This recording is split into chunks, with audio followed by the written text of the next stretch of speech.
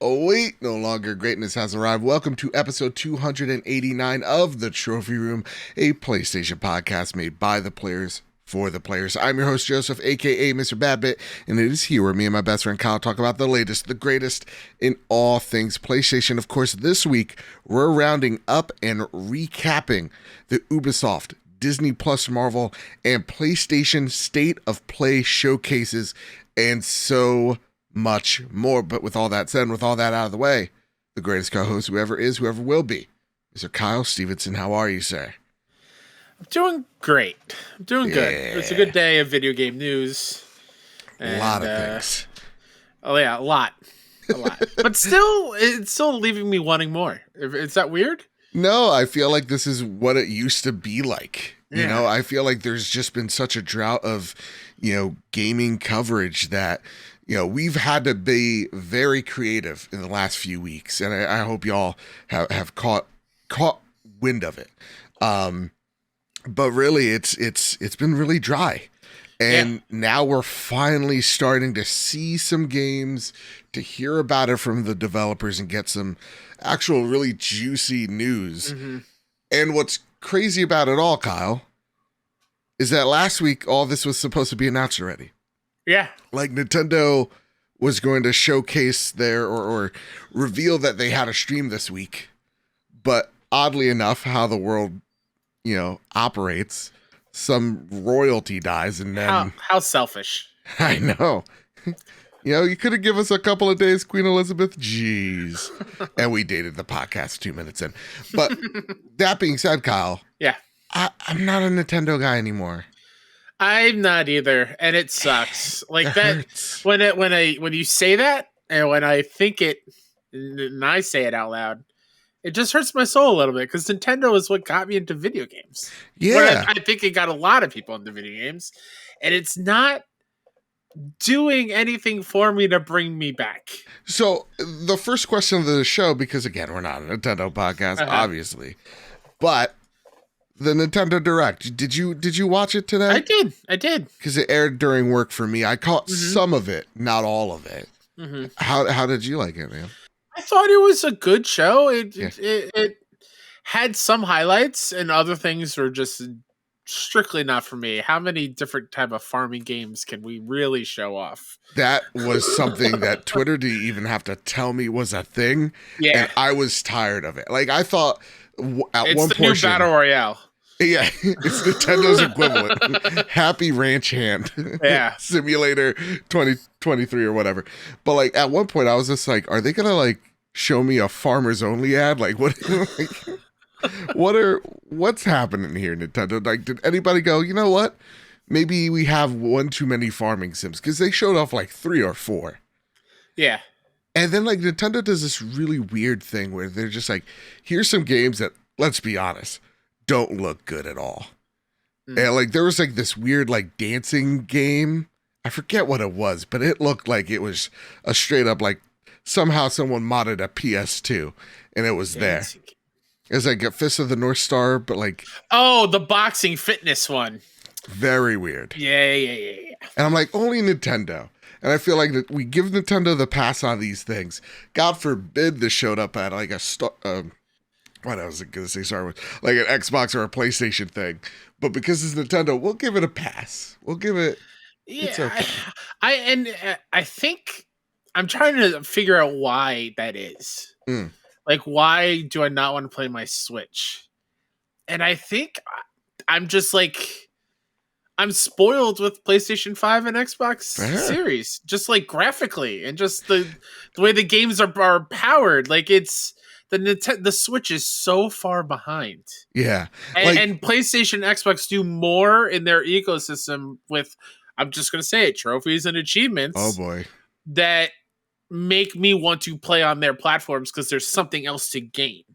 Nintendo, like, it doesn't, I don't get that from them, ever. And I like what you said there, because, like, for me, I looked at the Legend of Zelda, what is it, Tears of the Kingdom? Or Tears of a Kingdom? Yeah. Tears of a Kingdom, or the Kingdom, yeah. Well, we'll get it down eventually. TOTK, like TikTok. Tears of the Kingdom. Also very much love the Queen Elizabeth meme that's going around on social media with it as well. I did not see that. Now I can understand why they definitely delayed that for respect. But like seeing that just 30 seconds, I'm like, none of this is actually wowing me because it's just the hardware is so dated at this point that it really has started showing its age, even in the games that I feel like I should be excited about. I'm like, this looks 4 years old. And maybe that's just like, we're just spoiled gamers at this point, right? Because it sounds spoiled. Like I sound spoiled. Oh, it hurt. I hate saying it. Yeah. I realize it sounds douchey. I get it. But it's like the Steam Deck's here. And if I wanted to, not to say I ever have or had wanted to run Breath of the Wild at 60 frames per second, theoretically, Nintendo, I've never done it. Never done it. I'll show you my Switch right now. I could get that thing running at 60 FPS. I know I can't do that on The Legend of Zelda Tears of the Kingdom, right? Like, hurts my soul a little bit. Yeah. That said, though, I thought it was fine. I got what is it? Which we'll get into later. Octopath Traveler 2. Octopath Traveler, thank you. Yeah. Wild that is coming to PlayStation. Yep. But not the first one? Nope. Don't know why that's a thing. I hope there's not a whole lot of like interwoven stuff. Yeah. I hope it's like a standalone thing, or else that'd be very weird. But like, yeah, we got Octopath, we got Legend of Zelda, we got Pikmin. Like those 3 games right off the bat, like they're big things. Yeah. Well, I think but they all seem great. Yeah. The N64 lineup is cool. The dating for them is a little weird. Question. GoldenEye 64. Yeah. Have you seen this? Have you heard about this? Uh-huh. Getting online support on the Nintendo Switch. Yep. But not on the Xbox consoles, of which they own Rare. Wait, online's not a part of the Xbox It's not a part of the Xbox one. It is an exclusive feature on the Switch. Okay. Right? It doesn't make sense. Like Microsoft the Xbox One is like upscaled and smoother 4K. Frame rate and everything, and achievements. I think the cool thing with Xbox as well is if you own Rare Replay, you get it for free. Something like that, or like Game Pass, whatever. Yeah. That's weird. But no online. Wow. Xbox fans listening in, because I know there's a lot of you surprisingly out there that listen to the show. Thank you. And also, how does that make you feel? Because to me, it's just like, what's going on? Well, I want to know the politics of getting that. Sure. You know? And this might be a controversial statement here. Oh, God. Who's going to actually spend a lot of time playing that in today's age? A lot of people are like, maybe for a round or two, but like I don't think it's going to stick around for a whole right. Thing. It's we're not going to get a battle pass for this, but it's just it's a little silly. That is definitely silly. That is wild to me. I know you're trying to. You don't believe it. I see you talking on the keyboard. I don't. I am trying to find it because that is so wild. What? Yeah. What has happened? I just would like to know. Oh, and I would like to know how y'all feel because that is crazy. But like, I'm definitely going to play it. An update. Remaster of GoldenEye 007 on Xbox will not include online multiplayer. That will be exclusive to the Nintendo Switch version of the game. That is from IGN. That's nuts. Now, here's how big that the GoldenEye news is, though. Funny enough, my brother texted me. My brother's not like a big gamer. Uh-huh. He's like, GoldenEye, we're getting it. Exclamation point. Yeah, no, I think that is a thing to upgrade or use Nintendo Online for, because that holds so much special memories. So much going over to friends' houses, because I never owned an N64, but like playing GoldenEye with friends on the same screen is a magical experience. Now, but are they actually going to put like, 2 dual analog sticks? That's the real question. Yeah, I don't know. That's a real question. That said, though, Nintendo Direct, it's a thing that exists, and I enjoyed it.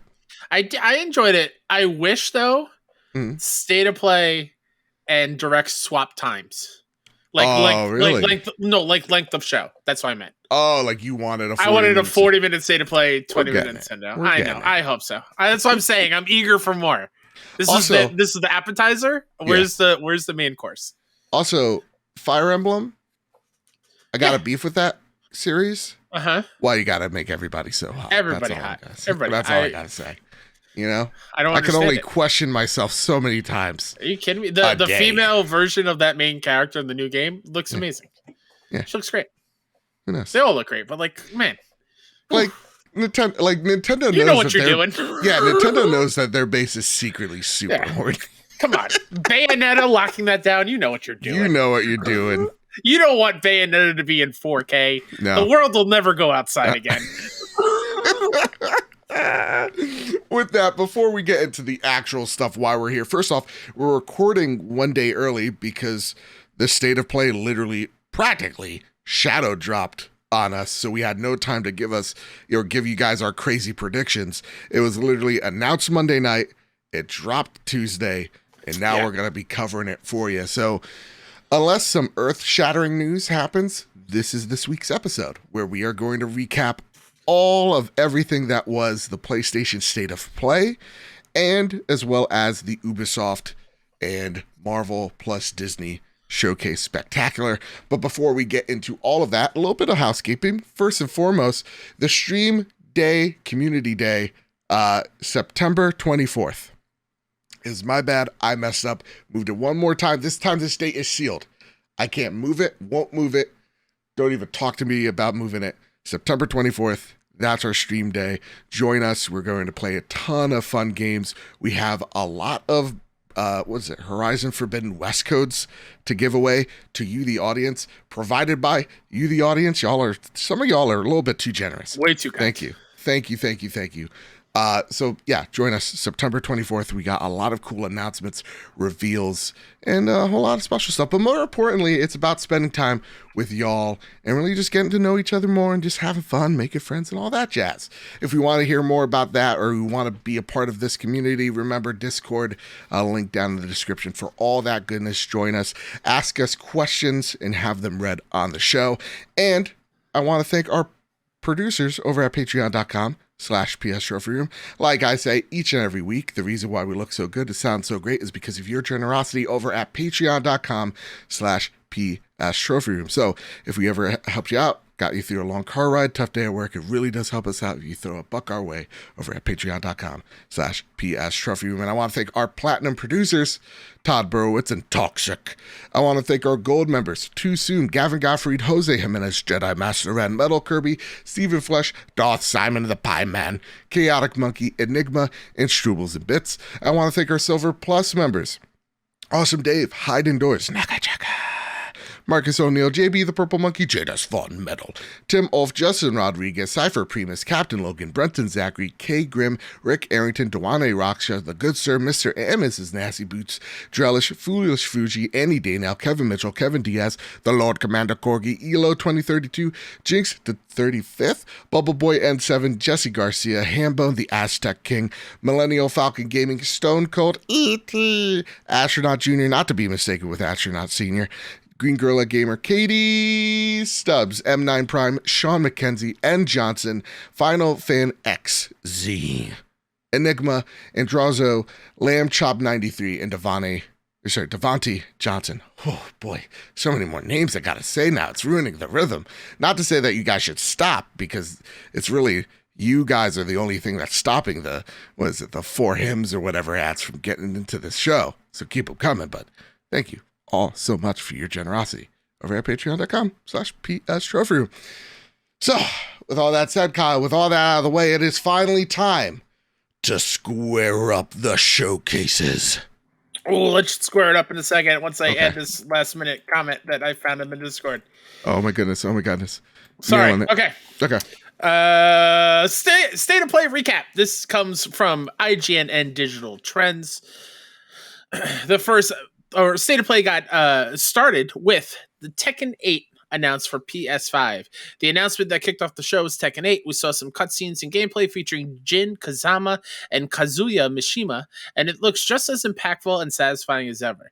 In a PlayStation blog post, Katsuhiro Harada explained that this content was taken straight from the game's story mode and runs at 60 frames per second. It has no release date, but is confirmed for PS5. So, first things first, they start off their showcase with the reveal of Tekken 8. Yeah. Which I'm not a big fighting fan. Everybody knows it. I suck at them. I can never do even like a fatality, the simplest one. Can't even pull that off in a Mortal Kombat. Street Fighter, I know Ken and Ryu. And I'm assuming these guys are like the Ken and Ryu of Jin is Tekken. like the mascot. He is the Ryu for sure. I don't remember Kazuya. It's been a while, so but I remember Jin. So Kyle, you're a Tekken fan, or at least I love Tekken. Yeah, you're into the fighting scene there, or whatever. If I'm going to play a fighter, I would prefer Tekken. Why? Why? I love the characters. The selection and diversity of the characters, from movesets, from looks. I just love them a whole lot more. They have character called King, who's like a luchador professional wrestler with like a tiger mask on. I love using him. I love using I can never say his name right, but he was my main. Hworang, Hworang, however you say that. The dude, he punches, whatever. But he is known for his kicks, and I think it was Tekken 3 I think it's Tekken 3. I would just stand on one leg and just use one leg and just swat people out of the air with the other one for the entire round, and it was super satisfying. And Eddie Gordado, I think is his last name, a capoeira fighter, where he's like kind of moving different martial arts styles and whatnot. So like the fighters are all unique and different, and I just love that about it. I feel like with the other fighters, there are too many samesies feeling characters. Like Street Fighter, like Ryu, Ken, Guile in some ways, they all kind of do similar things. I feel like Tekken has different kind of fighting styles and whatnot. Fair enough. So as someone I'm going to get flamed so hard for that last thing. Like, you're not a real Tekken fan. Yeah, I know, but I love it. I'm just so jealous that people that are good at fighters, I'm the most so jealous of you. I wish I had just an ounce of that skill. Yeah. That is like, to me, like the thing I wish I had in gaming was like fighting game knowledge, because that seems like it's just such an interesting niche to be a part of. Because everybody has like, this is my one franchise for this one very obscure reason, but their knowledge of all of it is just, I don't know. It just always feels insightful every time a fighting fan talks. I'm like, this is rad. That being said, shout out for Tekken 3 as well. If I'm remembering the same one, each character had its own story arc. And so there was like 20 or 30 characters. Each one had cutscenes and story, and you could play through it. Like, I loved it. Okay. Yeah. So did this trailer do it for you? Are you hyped? I mean, when we were live reacting, we were like, man, it's wild if this is gameplay, and it goes straight into gameplay. It looks incredible. Yeah. And as they even stated here, 60 frames per second, which is very neat to have. Yep. And the one thing that we noted while we were streaming this, Kyle, was, all right, PlayStation, Evo, partnerships. This is probably the place where you want to premiere your fighter is on a PlayStation stage. So you're seeing a lot of synergy between brands here, between Evo, between PlayStation, between these fighters that, we talk about how PlayStation's going to survive, quote unquote, without Call of Duty. This is actually kind of how you do it. Going into different fields and kind of trying to dominate those areas. I feel like that's how you're going to start seeing PlayStation doing different things. But Tekken 8, hey, cool. I'm happy for y'all, and it looked great by Dum Dum standards. So that's it, Kyle. If there's anything left for you to say, we could just skip to the next thing. It seems like we're going to get a lot of powerhouses of fighting games coming very soon with Street Fighter in this one. So it's a great time. Which I would think if I'm any type of fan of anything, like the most, has to be Street Fighter. Sure. Has to be. That's synonymous with other than Mortal Kombat. That's synonymous with fighting games. And this is how my fighting knowledge is. Street Fighter on the Game Boy, like the first Game Boy, is my fighter. Oh, sweet. That's awesome. So like that's why it's like, for me it's more synonymous. That or Street Fighter versus is it Street Fighter versus Marvel? What's it? Marvel versus Capcom. Marvel versus Capcom. There you go. Yeah. I'm a big dumb idiot, y'all. That's how little knowledge I know of fighters. I'm just so dumb. Just so stupid. My first fighter that I love was Mortal Kombat Trilogy. on PS1. Man, what a game. You know what game I'm gonna get that I know is not gonna be. Yeah, you're so down on this. I don't know why. Star Wars Tales from the Galaxy's Edge gets new gameplay trailer. The upcoming PlayStation VR 2 game Star Wars Tales from the Galaxy's Edge received a new gameplay trailer showing off a ton of different locations, enemies, and allies in the game. Joe, why do you hate this game so much? I mean, it doesn't necessarily look all that great. All right. Like, it kind of just looks like another one of those. And if you're in the VR world, you know, those experiences where not so much a whole lot of depth there, but it's more like a tourist attraction, if that makes any sense. Okay. Like, let's hold your hand while, you know, you do puzzle A, open room to room B, solve this puzzle. Like, it seems like more of a escape room type of vibe, which a lot of VR games are, but set in the Star Wars universe. And that's the reason why it pulls me in. That this game kind of looks like, if you remove the Star Wars-ness of it, if you remove Star Wars from the title, it just kind of looked like any other VR, you know, escape room. That's why I'm a little down on it. All right. I mean, I kind of dig those experiences. Like, I loved Arkham VR, and that's pretty much just a glorified VR experience. I would argue, though, and maybe this is just the nostalgia talking, that looked a little better than this. Oh, okay. Yeah. That's all. It could also be a thing where, again, we're viewing it on a screen, not in a VR headset with all these fancy doodads from VR 2. Yeah. Could look completely different. So if Tekken was a unified yay, I would say that this one is the meh. Like, I'm not totally negative on it, but I'm not totally sold on it either. I wouldn't be upset getting up and setting up a VR play area to play this game. Fair. That's it, Kyle. Let's talk about the next one on the list. Like a Dragon, Ishin is finally coming to the West with a remake. This comes from the studio Gotaku. Ishin is getting a full remake treatment. This game was released for PS3 and PS4 in the early 2010s, but never came to North America or Europe, as the Yakuza series was not yet popular in the West at the time. It's now titled Like a Dragon, Ishin, remade with Unreal Engine 4, and will be released for PS4 and PS5 in February 2023. Immediately, this looks fantastic. If this is the way you get me into the Yakuza series, it is by putting it in the feudal Japan setting. I am 100% in. It is wild to me reading this that Yakuza has only become popular over here within the last decade. Yeah. That's wild. And really, it is, like, for me at least, I feel like it is with the push of Like a Dragon, where it's really hit in a different way. Because even as someone who doesn't know or has been aware of the Yakuza series, I feel like marketing wise, it's really hit the casual, Japanese developed game fan, which is myself right here, where I'm like, yeah, okay, this looks interesting. This looks different. And having this in an era that I'm actually interested in, I think is the thing that gets me through the door. If that makes any sense. Yeah. So like this looked great. It looks like Yakuza, but again, like just having that katana in your hand means, I think, so much more for me, my hype for it. That said, though, I did miss something here. Demeo comes out on PlayStation VR 2 as well. Demeo is a huge VR game outside the PlayStation ecosystem.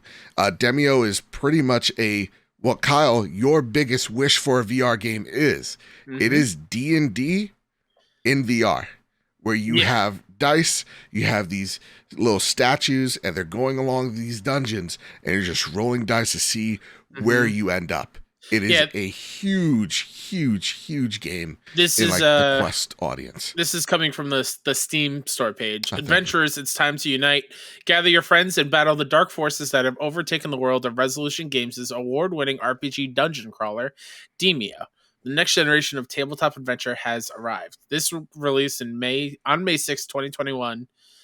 And this is exactly what I wanted from a VR game. I've talked about it on the show before. I feel like we've asked the question, like, what's your dream VR game?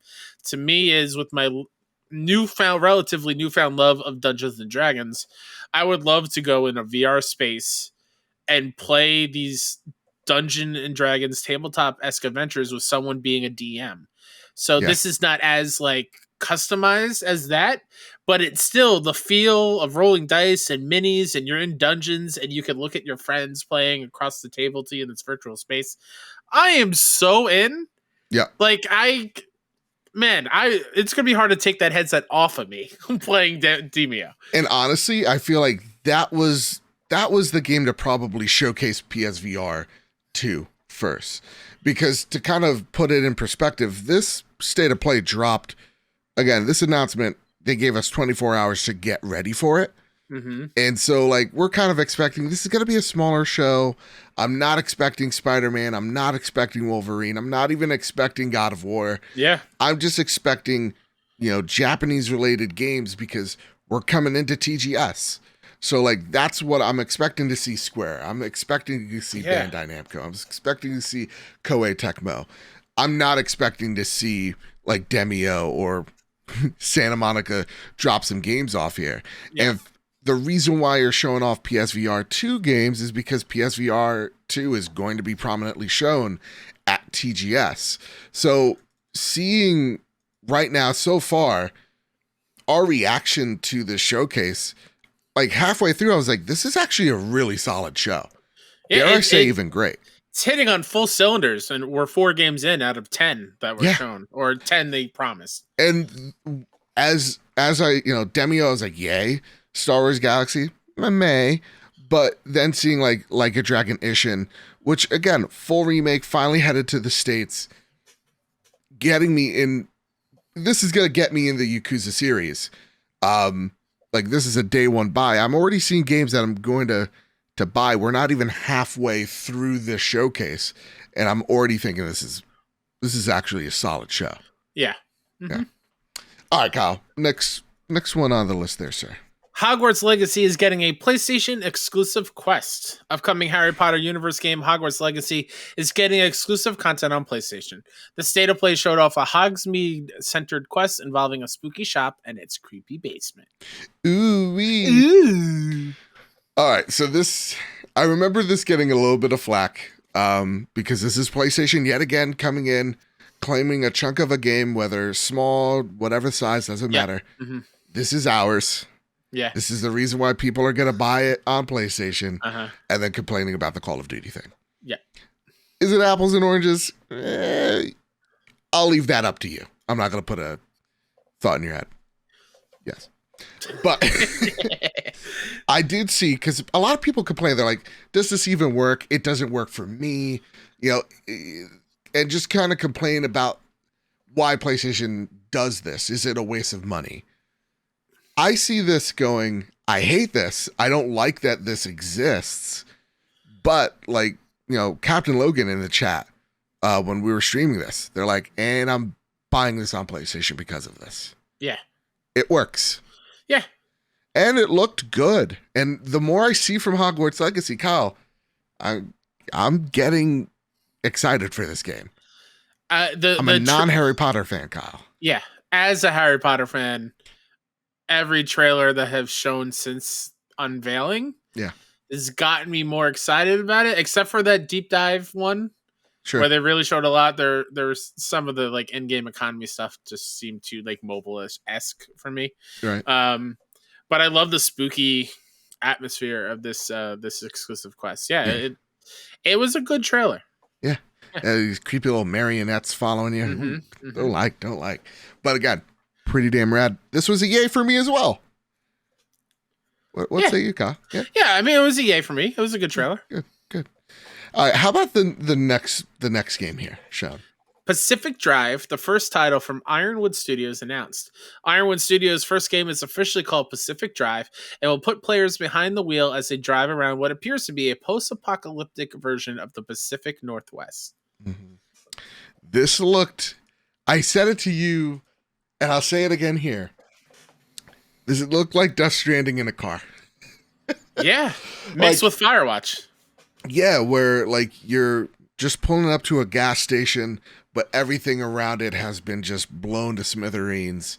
It's storming. It does have that Firewatch aesthetic, that at least that color palette of like those deep greens and whatnot.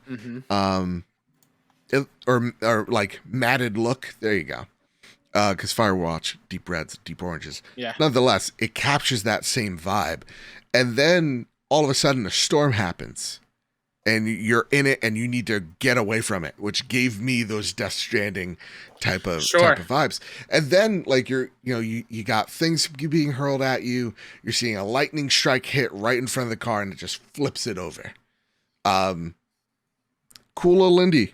I wonder how PlayStation finds these cool little indies. And like what this is the big talk. We've had like arguments about how PlayStation handles indies on the show. And that is a big topic here. But this is the thing that I love what PlayStation does. They give a spot to an indie in a show that they know a ton of people are going to watch. Yeah. That spot could have gone to probably a couple other things, bigger things. But they decided to put this in here from a studio where this is their first game. What a stage to be on. It looks incredible. And please keep doing those things. Yeah. Yeah. I couldn't say it better myself. And the thing that gets me thinking is like, how did that person shoot their shot? Yeah, exactly. Who DM'd Shu? You know? Exactly. Who got in touch with Shu, or how did Shu find this game, or who found this game and said, hey, Shu, let's go get this thing. Because this looks really interesting. Yeah. And this is another yay for me. I can't wait to see more of it. I want to see more of it.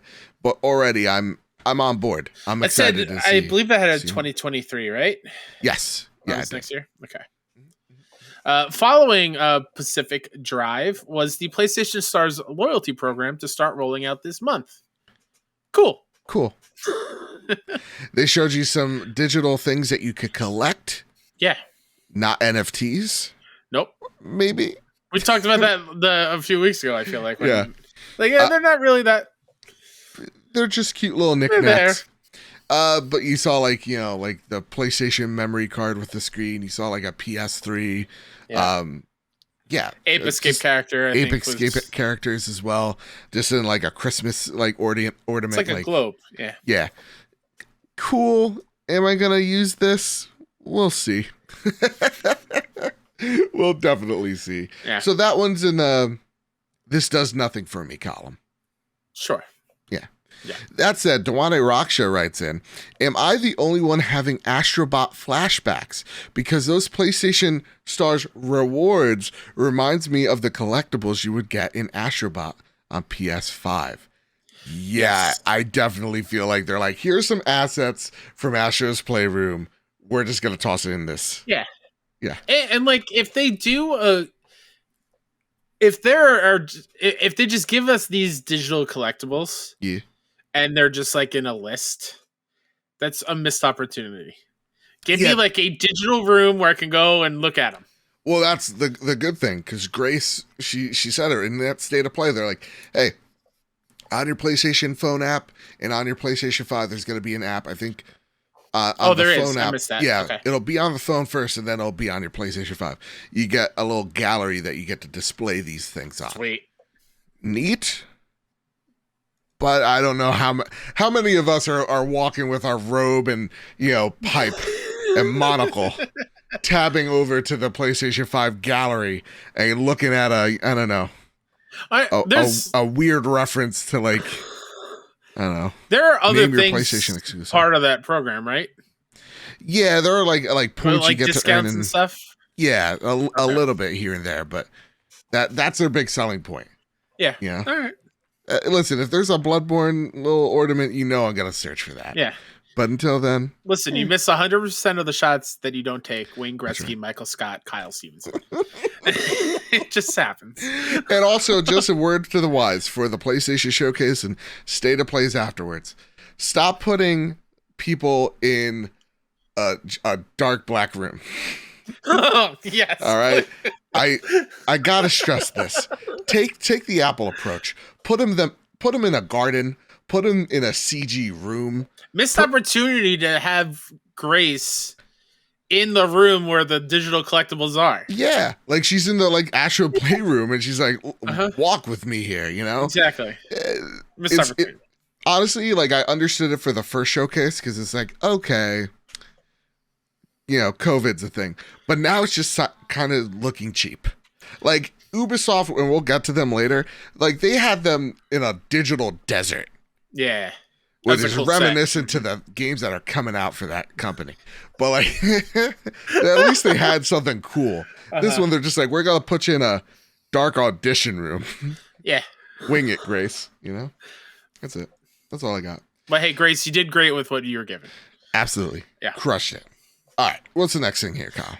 Synduality is the latest game from Bandai Namco. Synduality has been announced from Bandai Namco, a third-person shooter featuring mechs and an art style akin to Nier Automata, albeit a little bit more colorful. A trailer showed off the game in action alongside a 2023 release window. This one didn't do anything for me. Same. This one's the first nay. This is yes. This first nay. Nothing against it. It's just like nothing about it was like, Kyle, you need to play this game. Yeah. It was like, here's Bandai Namco's, Nier meets Titanfall, and nothing happened, and that should have done something for me. I think a reason why it was a nay is I think it showed moments in that trailer of you farming resources, and after the Nintendo farm issue earlier in the day, I was just kind of done.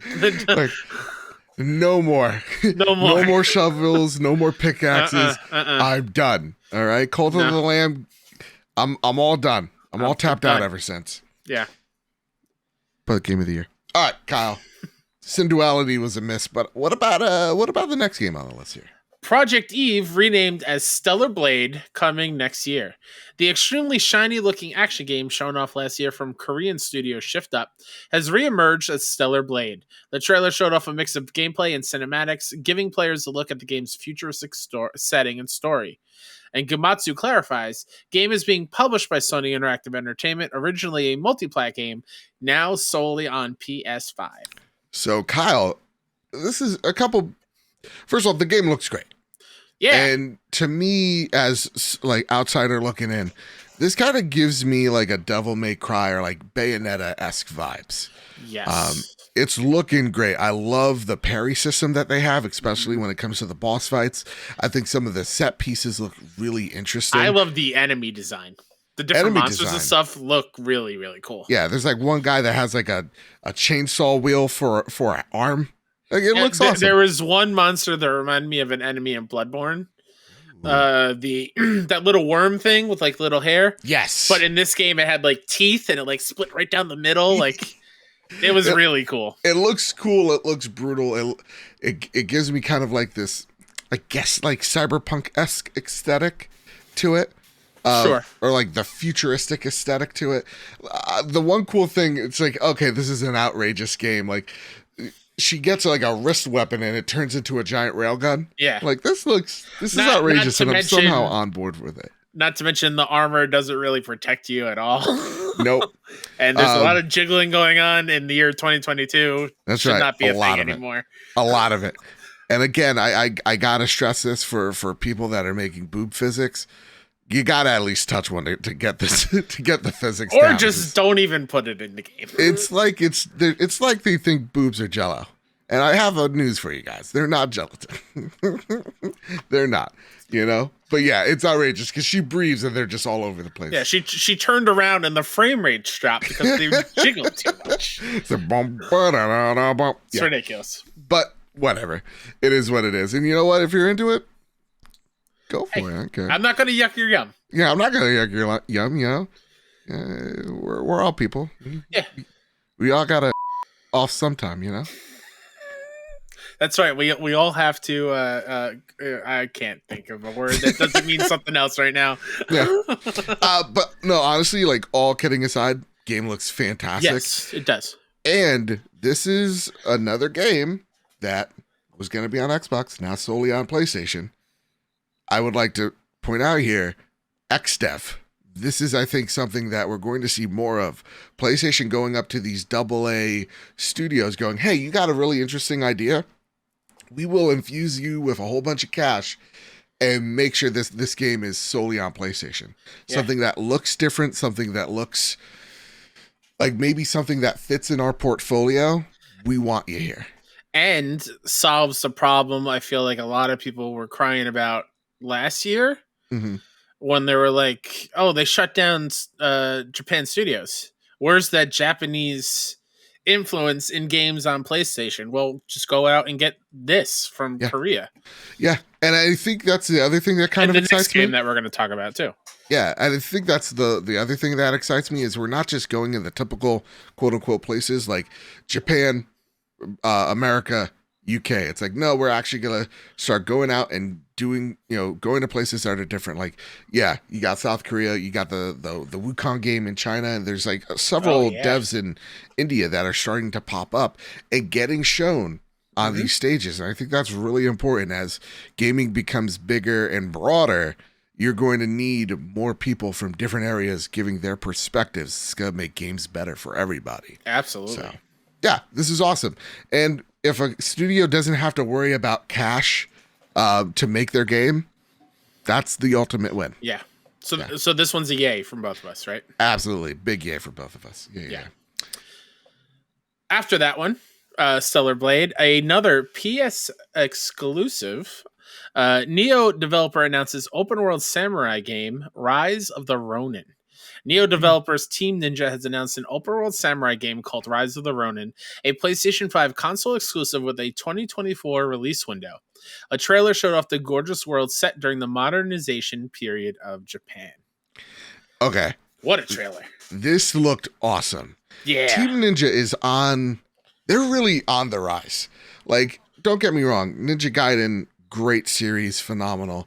They do stellar work, but I mean, for me, the things that I think Neo has done for them has elevated them in such a way within the kind of the Soulsborne-esque genre, where they're like, hey, listen, we could do what From does, and we could do it our own way, so we're not copying them. Sure, like, so many people try to do what From Software does, and I feel like Team Ninja takes that genre and just says, we're just going to do it our way.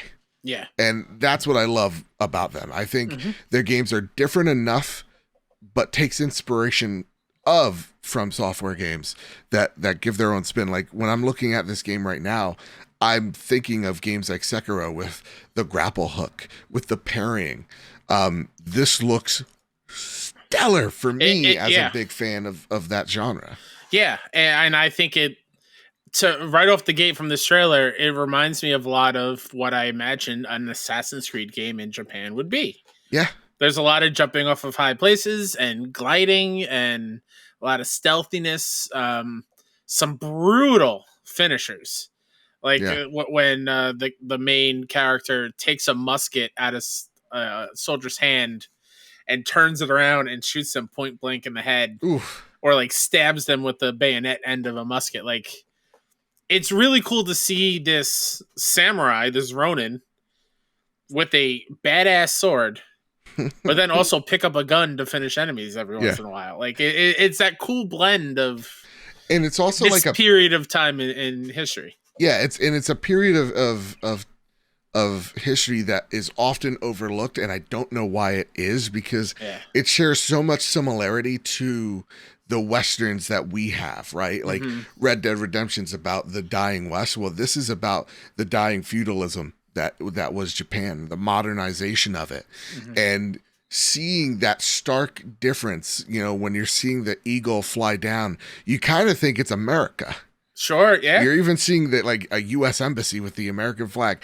And then just across the bridge, you're seeing what is, what we know as, that Japanese aesthetic architecture, and you're seeing how divided Japan truly is at this time.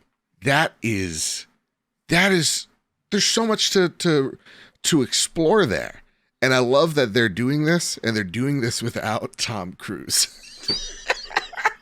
Or Matt Damon. Or Matt Damon. You know? So, this looks Question, great. Though. Yeah. Are you worried about them doing an open world game after doing Neo, which I don't think is open world? No. Well, Neo's like it's not an open world. It's semi, right? They're just like big locales. So like Bloodborne-esque. Yes. Yeah. Kind of, sort of. To me, it's like Sekiro is linear, right? Uh-huh. But Sekiro's also very wide. Mm. That's what like Neo is like. They're very wide. Okay. That being said, though, they are all also doing the Wulong game. That is very that's right. Sekiro meets Bloodborne vibes with the Bloodborne producer attached to it, which has me hyped. Yeah. And so to see them go, okay, we're doing this game and it looks fantastic. Now we're going to take what we're good at, the combat, but expand the map. And let's see what we can do with an open world game. Something that, if I'm not mistaken, is somewhat of a first for them. Exciting. Is this the first confirmed 2024 game we've seen? Off the top of my head, yeah. Right? I'm trying to think of anything else that... I mean, Wolverine will be a 2024 game. Oh, yeah, sure. But it says 2023 for now. Uh-huh. So, yeah, no, this looks awesome. And this would have been my game of the show. There you go. I'm spoiling it. So. Ooh-wee. All right, Kyle. Also, PlayStation 5 exclusive. Which honestly thought that meant it was Neo. But full stop. God of War, man. God of War. Well, let's talk about this whole ending of the show, right? Because it started right with the PlayStation Studios logo, and I was a little ahead of you on the stream. Yeah, and I saw that PlayStation Studios logo. I was like, Joe's gonna get what he wanted. That Bloodborne patch is here, and this is them bringing it out. And then you could hear the God of War music. I was like, oh man, I'm shocked they're doing it. And then they semi-troll us with the reveal of a controller. Backfired because the controller looks awesome. I really dig it. Yeah. And then they give us the best trailer of this game yet. Right? It's what a way to end the show. It just gets you so incredibly hyped. Oh, yeah. It's... Whew. There's no words that can describe it, nor do I want to describe the trailer in full. Nope. Because I want to make it still a secret for folks that don't want any spoilers and want to go in completely, pitch black on it. But please, for the love of God, please watch this. If you don't want to go media blackout on it, watch this trailer. The VO is like intense. The game, the fights, the settings, I think is what really had me say whoa many, many times. The clashes. Oh yeah. We talk about it a lot. We talk about it a lot on this show. How's this game is this game, do we put it on too big of a pedestal that this is the only game that could take out Elden Ring?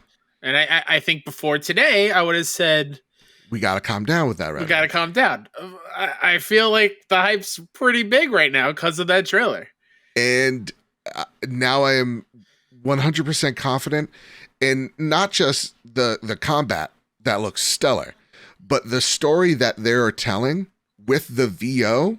Yep. There are lines that I always wondered about Kratos, godhood, what it means, and by golly geez, I cannot wait for the story that they tell here.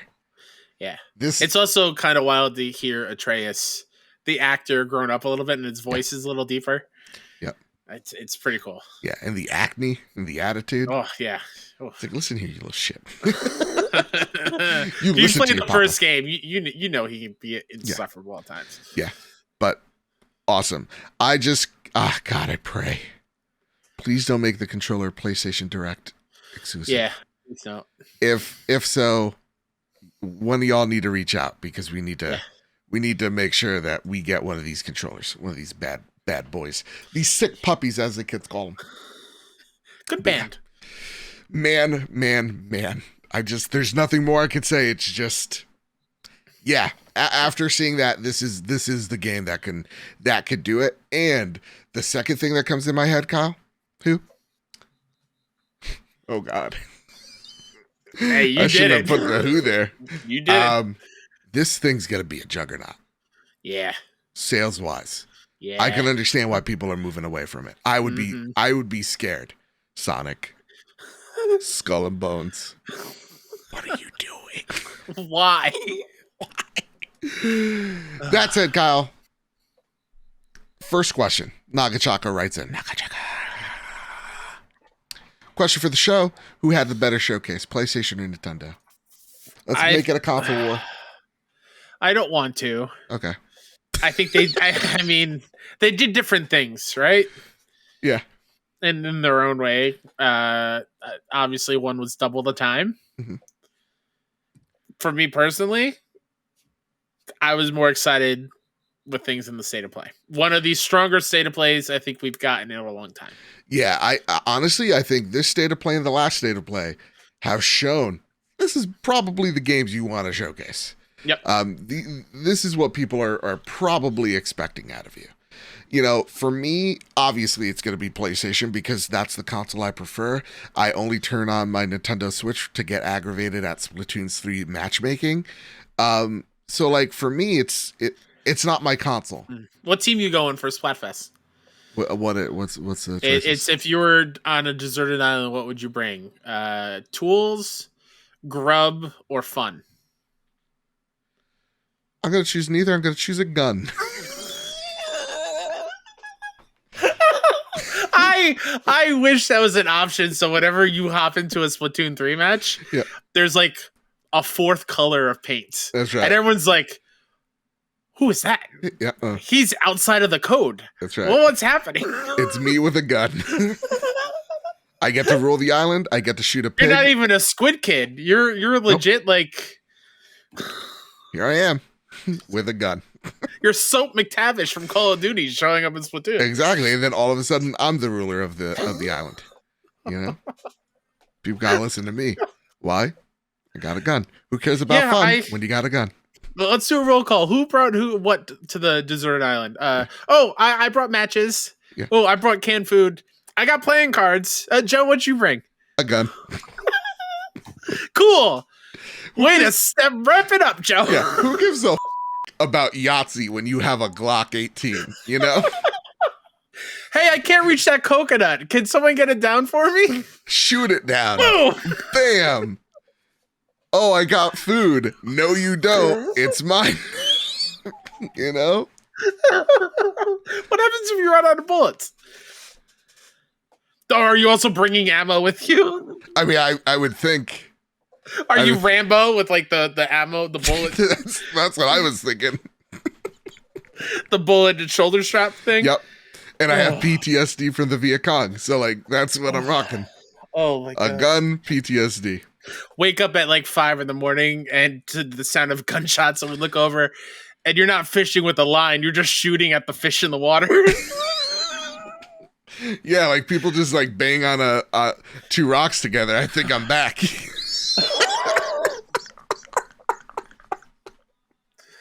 You know? Oh my God. Castaway would have been completely different if you were in that position. I would have shot Wilson. God. All right, Kyle. So, man. We asked you all, how did you like the show? A lot of responses. So we're going to go back and forth. Okay. So first one comes from Iso Christian. God of War is a close second to Stellar Blade, formerly known as Project Eve. Fantastic choice. It was a great looking game. Yeah. Adam Leonard says Tekken 8. Wondrous Will. Like a Dragon Ishin. So happy it's getting a remake and a Western release. Ooh. At Crusader 3456, probably Synduality. Would have been the Team Ninja game, but it is so far away. That is something. I'm glad we're moving further away from the, here's a game super far away thing. It's nice to have it, maybe one or two of them in a showcase. Don't litter it in there. Also, Synduality, different, yeah. They showed more of the game. It wasn't just here's some concept CG footage. Ubisoft, we'll get to you later. We'll hold our complaints. Spointer 13. Spoink. I made that one. I'm so sorry. They stopped listening. That's fair. 1-star review. I'm also sorry. fair. I'm sorry. To see Tekken 8 announced on my birthday. Ooh, look at you being a jerk. And happy birthday. Happy birthday. Is icing on the cake, and I couldn't have asked for a better present. Love you guys. Love you too, Spoiner. Happy birthday. Happy birthday. Savoy Prime writes, definitely like a dragon Ishin. A lot of Ishin fans out there. I'm digging it. Jadis Von Gamer writes, the new Ragnarok DualSense is quite sexy. The Ronin from Team Ninja looks pretty rad too. Good show. Definitely cleaned out the taste in my mouth from that Nintendo show earlier. Ooh, Jadis. Oh boy, Shots fired. All right. Captain Logan writes in, Hogwarts Legacy exclusive content has me sold there. This is a great way to give us the next 6 months. It really is. There's a lot here to get excited for early 2023, and then something very far away in 2024, and get us very excited for something that's coming in a few months. That is God of War. The most famous Seamus I've ever met in my whole entire writes, my favorite is definitely Rise of Ronin. Looks beautiful, looks awesome. Yeah, I could not agree more. Dewani Raksha writes, I think I'm most interested in Demeo. Ooh. I've always been interested in tabletop games, but never had the chance to be involved in a group like that. Add in the card mechanic shown in the trailer, and I'll be here for it. So a lot of variety here. I was just going to say, really quickly, from my count, I'm counting 6 or 7 different games that somebody is their favorite other than God of War. And out of 10 games being shown, that is a great batting average. Yeah. Of everyone's coming away with something different, and the games are different enough to hit different audiences. Absolutely. Awesome. I couldn't even say it better myself. Yeah. It is awesome to see the variety that has people so excited, and to see that these are also, so many of them are different in new IP. Yes. Like, that is awesome. Or sequels or things that we already know about. Yeah. All right. This one comes from Toxic. I really like the look of both upcoming exclusives, Stellar Blade in 2023, Rise of the Ronin in 2024. Looking forward to both, and God of War obviously looks amazing. I don't want to see any more of it. Want to go in blind. Agreed. And to answer question 2, I don't think it's enough. I still want to see what Sucker Punch is up to. Still no word or release date for Little Devil Inside. I want to see more Spider-Man 2 and Pragmata and thank you. Yep. I need more. So the second question that we put up on Discord and on Twitter was if this is it, there is no showcase. Let's just say theoretically, everybody, is this enough? Obviously, for me, no. Yeah, no. I want to see more. And I know that sounds selfish, but I want to see what PlayStation is up to from 2023 to 2024. I want to see what their first party has in store for us. That's what I want to see. And I think that's happening, but it's going to come in a few more weeks. You can't not keep saying it because they haven't really, but you can't throw out there Spider-Man 2 2023 and then not show us anything until 2023. Yeah. Like more than that initial trailer. Yeah. So something has to come sooner or later. And for some reason, September is just super busy with showcases. And I feel like PlayStation and Sony are playing chess with where they are unveiling things. Because you got this, right? We have Last of Us Day in a week or so. Yep. That we're probably going to see something about Factions 2 or whatever that game is. I would assume so. That'd be cool. There are all these different avenues to showcase these what they have planned. When can they drop a showcase? They have 25 plus games they're working on in development right now. Yeah. There has to be something in the pipeline that is ready to cook. There are so many devs heads down right now working on something. Yeah, it would only make sense that we're going to see something soon that is a PlayStation showcase. Yeah. You know. Because what do we know the furthest or the closest or the last thing coming out in early 2023 is what? Forspoken? Yep. That is truly like a PlayStation 5 exclusive as of right now. And that's February, right? Then after that is the next February. what all the games that come out then. Sure, but like nothing like exclusive on PS5. Yeah. But the next year is like, I don't know what's going on. Do you? Honest question that just popped in my head. Go for it. Do you think they were waiting to hear from the Zelda date? That to would kind of map out when these games are coming out a little bit next year. Honestly, that's a smart idea. I would think so, and I also think it's, I bet just like Nintendo, they wanted to reveal this earlier, but things happen. Yeah, world events happen. Yeah, monarchs die and whatnot. It's a worldly thing, which is weird because we had our flags at half mast. Yeah, and we're like, we fought a war to be like done with the monarch. Exactly. Yeah. Like, let's relax. Yeah. But like Stockholm syndrome. We just didn't like George. Sorry for the cough. But yeah, so that's huge news. No matter what side of the aisle anti-Elizabeth, like you're glad or sad. Yeah. Or if you're the corgis and you're just glad you made it out of there alive. It's big news. So like Nintendo, PlayStation, everybody, like if you're a social media manager that day, you were like, okay, we don't know what to do.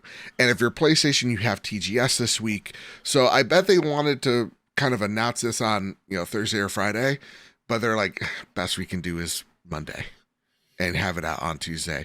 And then after TGS, that's when maybe we go, hey guys, we're not letting you go yet. And we have something for you.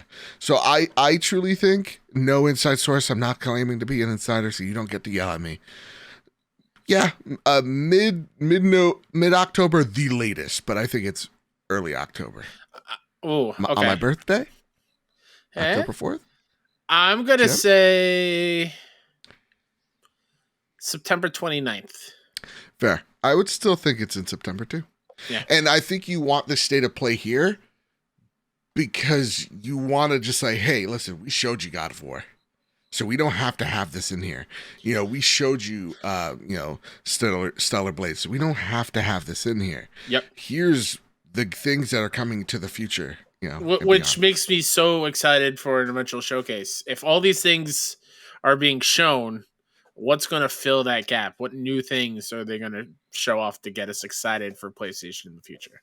Yeah, absolutely. Yeah. So there you go. That has been the PlayStation showcase. Or sorry, PlayStation State of Play. Whoops. Freudian slip. This was great. Keep doing them like these.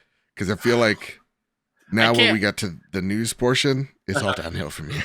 I can't bleep myself, so I'm going to censor myself. Yeah. Verbally. Finally, some effing food. It feels good to see some good things. Thank goodness. That said, Kyle, it's time for every notable PlayStation-related thing shown at the Marvel and Ubisoft showcases. It's not a lot. Not a lot, no. This little bit's from IGN. Marvel Midnight Suns, December 2nd. Interesting. PlayStation 5, the later gen is sometime out, but current gen, December 2nd. Previously was going to be a 2023 thing, released delayed out of this year. Now it's back in. Cool with me. Cool. It looks great, but the delays have me nervous. Sure. And yeah, that's fair. Yeah. You're okay with that. But, I mean, my God, I can't speak all of a sudden. Don't worry, it's a wise thing for you to be hesitant about. Yep. Okay, so Midnight Suns, December 2nd. Cool. I'm so excited. A few days before Callisto. It's going to be a wild week. Absolutely. Captain America and Black Panther Skydance game by Amy Hennig.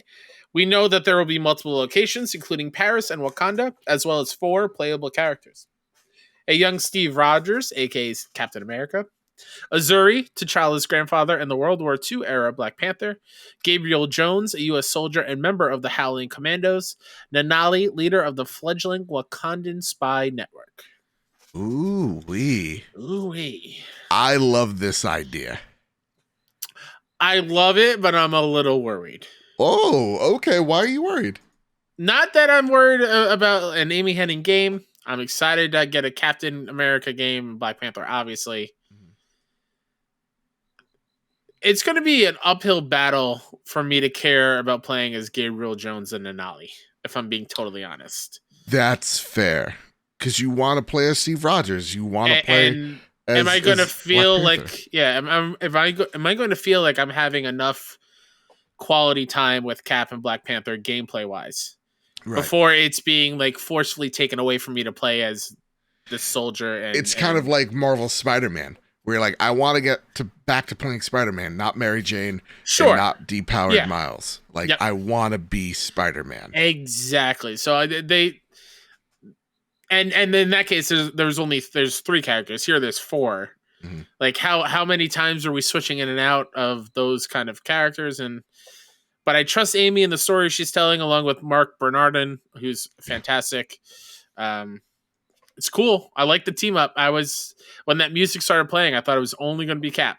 Yep. And then to see the shield with the Black Panther scratches, like, ooh, that's cool. It just lends itself to, like, here's the comic book material that we want to use type of thing, where it's like, this isn't necessarily, like, canonical, quote unquote, right? Mm-hmm. Like, this is not the Steve origin stories that we've, for the most part, the modern, Marvel cinephile has seen, or the comic book fan has seen. We're doing something that is different. Yeah. And I feel like it's not taking liberties with the IP. I think it's just telling a different story using characters that you know and love.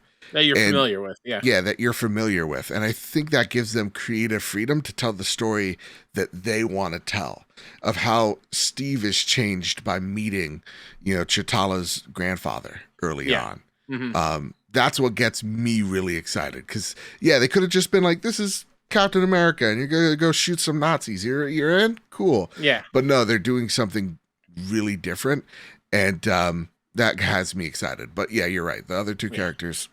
You got to make me care about him. If you're going to take away Captain America from me, oh my God. Like, but hopefully they're just like your side pal, your Sully. Sure. Yeah. And then I just threw this in here really quickly just because it's being played a lot by my nieces. I bought Disney Dreamlight Valley on PlayStation. I know it's on Game Pass. Okay. How dare you on a PlayStation show? What a PlayStation show. You buy things just for PlayStation? You know it's on Game Pass. It's the greatest deal in gaming. How dare you, Kyle? You piece I'm a YouTube comment. That's what I was. It was great. It was great. Game's really good. It is the Animal Crossing thing in a Disney aesthetic, but it is so much more fun and engaging than I feel from Animal Crossing. Okay. The time the girls are dying to play it when they come home from school, so they do their homework down at them. They're just running down here because they want to play and become friends with the Disney characters and live in these worlds. It's really, really cute. It's fantastic. You know what's not gonna be cute? What? When they use the money in your wallet to buy some microtransactions. That's why I locked that down. These kids are getting smarter. All right, Jedi Master Ren writes. Really quick, I told you the time they bought Rogue Company by banging on my Rock Band drum set. No way. They hit the PlayStation button connected to my PS4 at the time. Oh my God. And then we're randomly drumming along. And I get an email saying, "Oh, thanks for your purchase." And they bought Rogue Company, the Ultimate Edition or whatever it was. Oh, I was like, shit. I've never played a minute of that game. Thanks a lot, ladies. What are you doing? Oh, see, again, these kids again smart. Jedi Master Run writes, a question for the show tonight. Okay.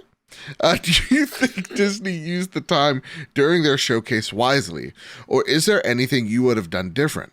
What would you do different if you were in charge of maximizing engagement for the next year's showcase? Ooh, Jedi Master Ren, great question.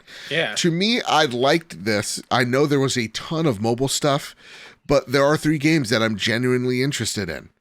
Captain America and Black Panther, awesome. I am sold. Yeah. Marvel's Midnight Suns, I am sold. And then there was this awesome Mickey Mouse game, but it was this Switch exclusive. Illusion Island.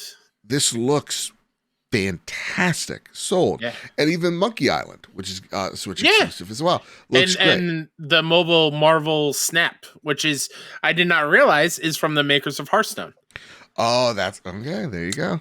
That's how they get you. Yeah. So like they showed a lot of great things, though I get it. A lot of things were mobile. I still dug this showcase, and I think the one thing that they can learn for next year's show is maybe, talk to EA about their Iron Man game. Show a little bit more of that Amy Hennig game, right? Like, show us more of the AAA or AA games that you're working on, because we know you're working on a ton of them.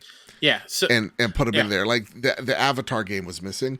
That's going to come next year for them. Yeah. Mm-hmm. I wish they did more with what I feel like a lot of times we complain about showcases. Let me explain that a little bit better. We usually complain about too much deep dives into games, right? This was like breakneck speed, one after the other. Blessing did a fantastic job hosting it. But what I didn't realize was he was doing a Q&A with all the devs on stage at D23. Like, he spoke to Amy and Mark Bernardin, writers of the Captain America Black Panther game. Have that be part of this showcase. Yeah, and say, hey, if you want to see the Q&A afterwards, here you go. He talked to Mike Bithell about his Tron game. Tell me more about that Tron game. Yeah. Like, I wish there was more of that in this video. But format. I do like the urgency. 20 minutes was great. It was there, If it was 30, I would be like, what are we doing, Ubisoft? Which, let's get right to it then. Let's talk about Ubisoft. All right, Ubi. The first bit of PlayStation importance, Tom Clancy's The Division Heartland. It's set to be an all-new standalone adventure separate from the developing story in The Division 2, with the action centered around the small town of Silver Creek, the heartland of America. Keith Evans, the creative director at Red Storm Entertainment, says that The Division Heartland will bring something new to fans of the franchise with streamlined action gameplay and a host of quality-of-life improvements. We'll need all of that as we battle against new threats, rogue agents, and a new contamination to contain. The Division Heartland is set to launch in 2023 as a free-to-play experience on console. This did nothing for me. Yeah.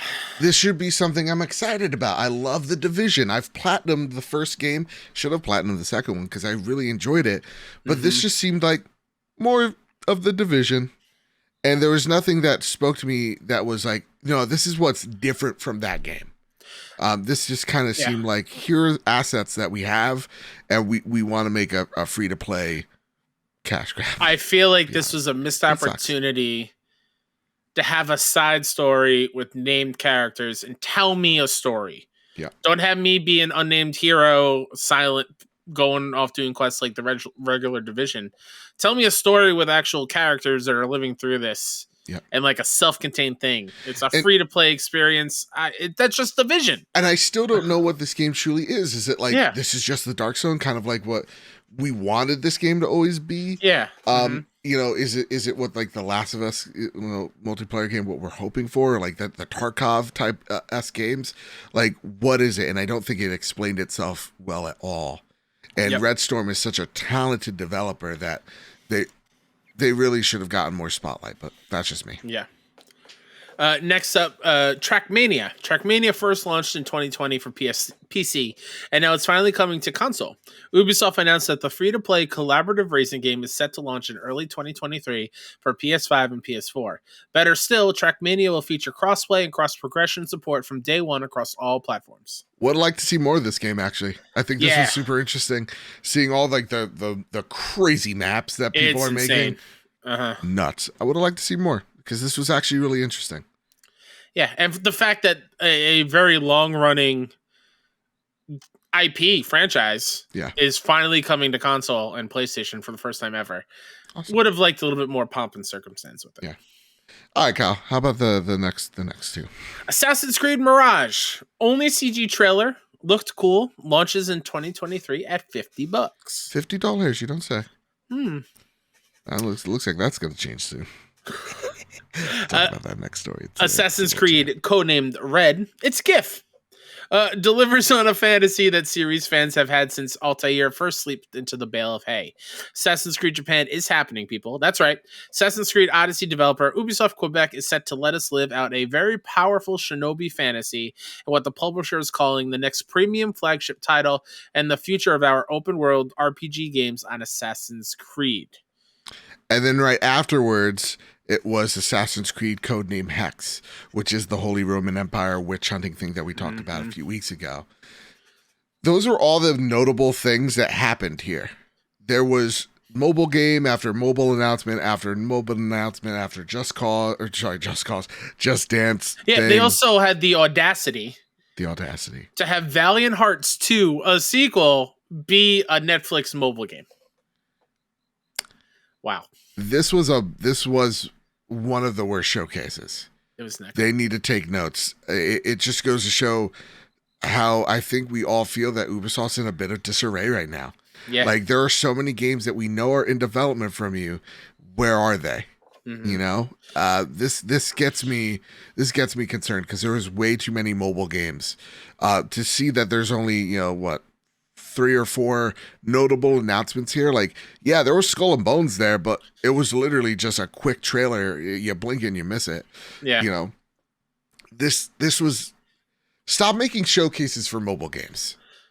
The audience that are watching these showcases know what these mobile games are. Or at least have the preconceived notion of what these are. And you're not proving to us that these things are different than your typical mobile cash grab. Stop, please. Because it gets me really depressed of where this industry's going. Yeah. When I see shit like this. Because I'm Kyle, if this is the future of video games, I don't want anything to do with it. It's so boring. It's so surface level. It's so thoughtless. Yeah. That is what I'm scared of, and it seems like Ubisoft has embraced. Yeah. And to mention, there's like Assassin's Creed Jade, I think is a mobile experience too. Another thing that really bummed me about this whole thing is I'm kind of just over just showing a CG thing and then that's it. Mm-hmm. I'm kind of like, Mirage looks cool. It looks like it's back to what Assassin's Creed is. It's not a bloated open world thing. It looks like, and for everything I've read afterwards, the devs were saying like, it's not about padding your experience, it's about giving you meaningful things to do with your time in this new game, Mirage. And like, that's what I want from Assassin's Creed to get me back in. But it was just a CG trailer in the showcase within a showcase celebrating Assassin's Creed. And then you show from codename Red and codename Hexe, which are exciting. Right. You gave us this like you're giving us prototypical CG asset that's less than 15 seconds to be like, hey, it's coming. And then that's it. I am now old enough to where I'm tired of just telling me it's a thing and then a date way too early. Mm-hmm. I think the last thing that I'm going to allow that to happen for was when Ragnarok was coming and it said it was 2021. That's the last time that will ever get me. So I want to expand on that a little bit. I don't think that's the problem here. I think it's and I want to pick your brain on here with this one. Do you think the rumors killed this reveal? If we saw rumors this, kill everything. Yeah, right. If we saw codename Red, or and we didn't know anything about it until then, I think that would have been different. Because like, look at like Wolverine. You're like, oh shit, he's in a bar. Or claws cut. That's CG. Sure, you're right. You're right. I'm a little too harsh on that. Yeah, if that was the first confirmation of a game, an Assassin's Creed in Japan, which is what a lot of fans wanted for a very long time. Yeah, and then that cool spooky witch trial thing, I would have been more excited about those announcements because I'm like, oh, cool, the AC's going in a really cool direction. Mm-hmm. But the fact that it was rumored and it was bundled into the rumored Assassin's Creed Infinite or Infinity, which still hasn't been fully explained. Because they're just like, it's not like a game of service, but more like a game hub, like a multiplayer hub. Okay, it's well, like, what? Why? And I think that's the problem here. I think the reason why we're not giving this a break, but we give Insomniac the pass because of Spider-Man and Wolverine is because we know Insomniac. We've seen Spider-Man. We know Spider-Man. We know what their pedigree is, and we trust them for Wolverine. Here, it's like there is way too much concept here, and I think the thing that killed the hype was if you showed us gameplay for other games besides just Mario plus Rabbids, I think we would have given you the pass. But because we saw CG after CG after CG after CG after mobile experience, we don't give you the pass here. And nothing against the presenters during the AC part of the Ubisoft Forward. But then they come back from that 15-second thing, and they are, granted, it's their job. They're reading from a script. Yeah. But they're like, isn't that the greatest thing ever? Fans are going to be scouring for the Easter eggs hidden on that witch trial thing. 15 seconds long, and all it was a camera shot panning down from a treetop. Yeah. And then they're talking to like the head of this Assassin's Creed game, who started it all, I think. And they're like, so what can you tell us differently about Codename Red? And he's like, well, I'm glad you talked about that instead of my, toxic workplace environment that I helped foster. This is the best. It's like, dude, it's like, it felt a little bit maybe too robotic. Yeah. Was it? But that's why I think we don't give him the pass. That said, though, Captain Logan writes in, can we talk about September being the new E3 and February being the new holiday season? Everything has shifted forward 3 months. I hate it. Don't like it. Let's bring it back to when it was in the summer, please. Yeah. I think this is going to get fixed when things are getting back times. to normal. But we're out of it. Like, development's caught up. And bam, I think everything will be in the summer again. I do think you're going to see more and more developers and publishers playing around with dates and months now that they realize, we don't have to just always put everything back end. We can scatter all this crap around and people are going to buy it. God, I hope so. I can't live in another February.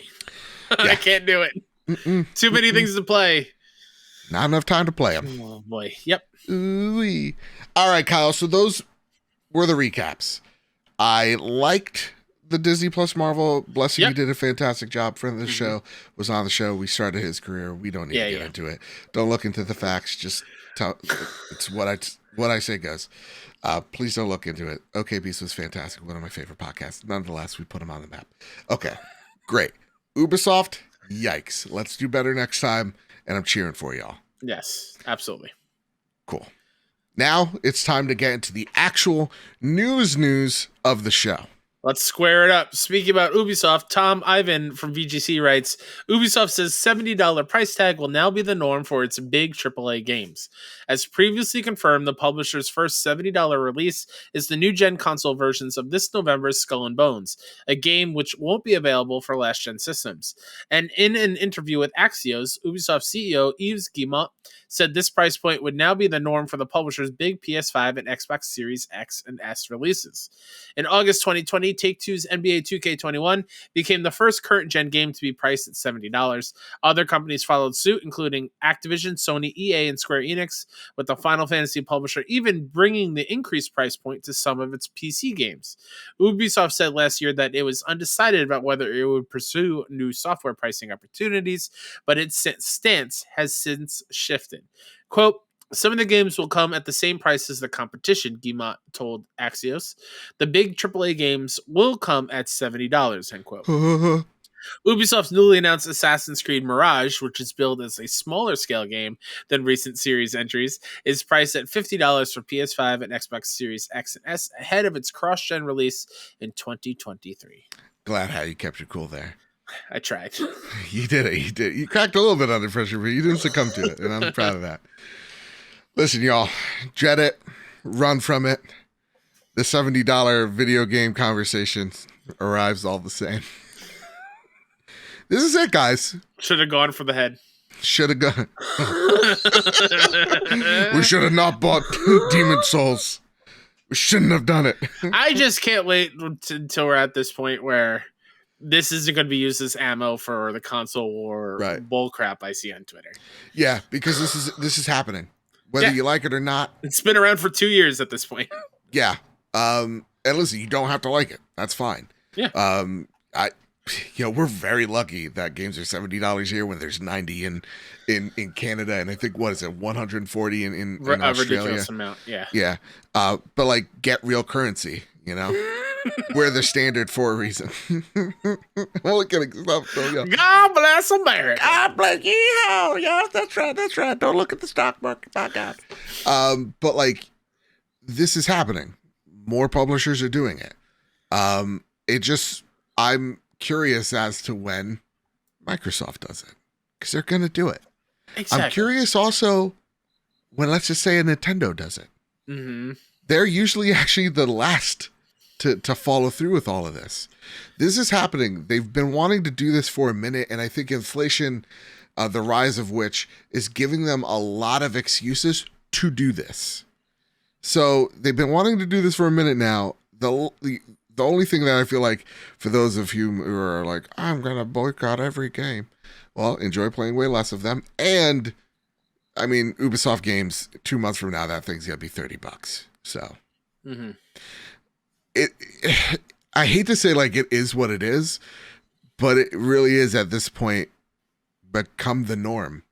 I don't mind paying any amount for a game that, as long as the developer feels confident that that's the price for that game, then I'm fine with it. That being said, though, when your games are more expensive, I feel like the more critical I feel as a consumer I'm going to be. Because, like, Cult of the Lamb is one of my game of the year. It's $25 on PSN. If that thing was $70, oh boy, no. But, you know, you're going to have these conversations, I feel like, with games that are questionable of that tag, a la, you know, the Last of Us remake conversation. But I don't think you're going to have that when Call of Duty comes out and everybody buys it. And I think there's also credence that people with this conversation that are so anti this have to kind of understand is like, you guys were the minority. You guys lost. Mm-hmm. It's just the way it is. And now you get to vote with your wallet again and just not buy them day one. Maybe you buy them on sale, or maybe you just stick to indies. I don't know. That's the thing you can do. Yeah. All right, Kyle. Sorry, that was my last rant. You're okay. I'm just trying to find something. Okay. Okay. You got it?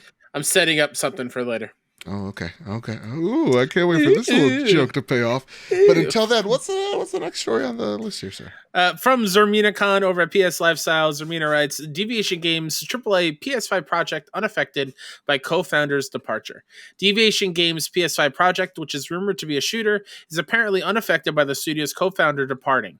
Yesterday, Deviation Games announced that former Call of Duty veteran Jason Blundell has left the studio, which CEO Dave Anthony will continue to lead.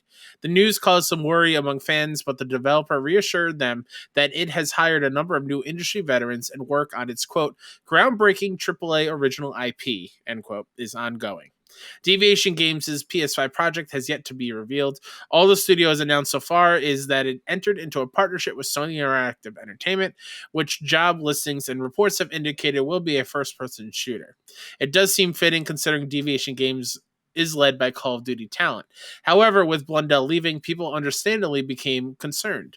The good news is it has hired another Call of Duty veteran alongside a former God of War developer. Deviation Games' statement reads, quote, we are excited to announce that Louis Castle has joined Deviation Games as Senior Vice President of Development. A video game industry veteran with 2 Lifetime Achievement Awards, Louis co-founded Westwood Studios, best known for creating the legendary Command & Conquer franchise. Louis is joined by an incredible roster of industry veterans who recently joined the studio, including God of War alumni Jonathan Hawkins and Dean Reimer, and Call of Duty Black Ops guru Tony Flame. This plethora of talent makes Deviation uniquely equipped to continue leading the ever-evolving games industry into the future, including with the continued development of our previously announced groundbreaking AAA original IP, end quote. It's unclear why Blundell left. Rumor has it he may be going back to Treyarch because the paycheck is very lucrative. Who knows? But that's just hearsay. I don't know if I necessarily buy it either.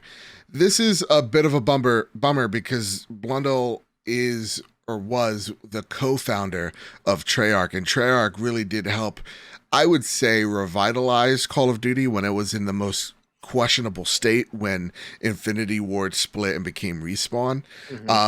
Treyarch has been not just the best kind of steward for this game, but is now known for being the Call of Duty studio that people are the most excited for. Like Black Ops put them on the map. Black Ops 2 solidified it. So him leaving, that is, I'm not going to say it. That's a little worrisome here. But to see the other talent, and again, I know PR, this is how they're going to spin it. To see other talent outside of Call of Duty, but also people that were integral to Black Ops join the team for this game, kind of has me back feeling a little bit more confident. Mm-hmm. How do you feel, Kyle, knowing that this person left a year into developing this game? Are you worried about it? Are you still, on the fence? Say you. I'm okay with it. Okay. It's not like a situation of when all the Naughty Dog people were leaving during Uncharted 4. Sure. Where when everyone and their mother felt like they left Naughty Dog during that development, I was extremely worried about that game, and turns out that game is flawless, in my opinion. It's fantastic. Sure. So You're wrong, but that's fair. How dare you? That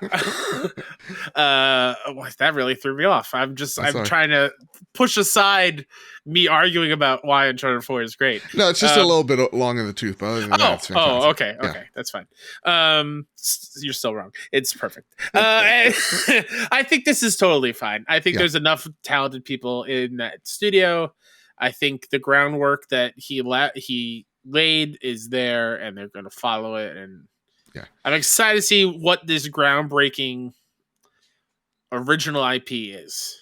Yeah, to me, I'm curious of is this an initiative, or is this going to be something different? Where initiative, the head of studio left, returned to Insomniac, and now where is the initiative? Well, it's partnered with or kind of attached to, Crystal Dynamics for Perfect Dark. Perfect Dark. Thank you. Those are words I wanted to find.